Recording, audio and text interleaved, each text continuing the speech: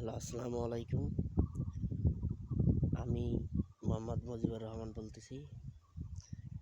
আপনাদের আমার আলু বাড়ি ব্যাপারে দেখাইতেছি। আসলে আজকেই রবিবার দিন,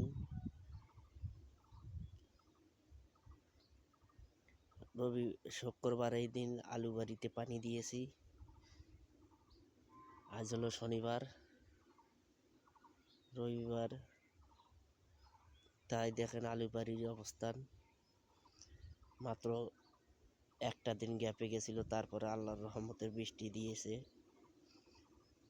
আজ রবিবারের দিন আসলে এত বৃষ্টি হয়েছে রংপুরের মধ্যেই, তা আমি নিজেই স্বয়ং আসলে আলু বাড়িতে এসে এরকম পানি হয়েছে বলার মতন না। আলু বাড়ি সব ডুবে গেছে পানিতেই। তো আসলে পানি যেই জায়গায় আমরা একবার দেই, পানিতে পানি জমে, এটা কিন্তু সবাই জানে। পানিতে সবসময় পানি জমে, এটা সবাই জানে। তা আসলে আলু বাড়িতে যেমন একবার পানি দিছি, মাঝেতে একটা দিন গেল, তাই আলু বাড়িতে এত পানি হয়েছে, সব কান্দি গেছে ডুবি। এখন আসলে আলু যে কী হবে বলতে পারতেছি না। তা আল্লাহর রহমত গাছ ভালো আছে, মানে এই গাছ টেকবে কি না ওপর আল্লাহ জানে ভালো করি। তো যে পরিস্থিতি দেখতেছি, মানে আমার আলু বাড়ি আর টিকে হইতেছে না। এই পানি আমার ছেঁকার মতন কোনো অপশন নাই। আমি ছেঁকে এই পানি কোন জায়গায় দেবো নিজেও জানি না। তাই আসলে খুব টেনশনে আছি আলু বাড়ি নিয়ে।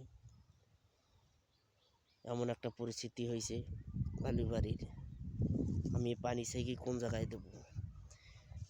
এই পানি ছেঁকে তো আর একজনের ভুঁই দেওয়া যাবে না, এমন একটা পর্যায়ে হয়ে গেছে। কান্দি ভর্তি পানি। আসলে এটা প্রথম রংপুরে এই পানির 2025 সালেই প্রথম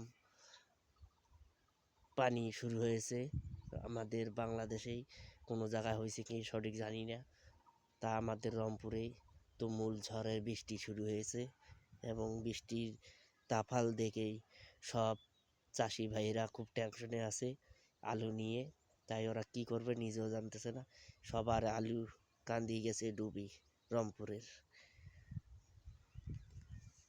তাই আমি আসলে সরাসরি আলু বাড়িতে একটু এসে আপনাদের ভিডিও করে দেখাচ্ছি সেই আলু বাড়ির পরিস্থিতিটা এমন হয়েছে।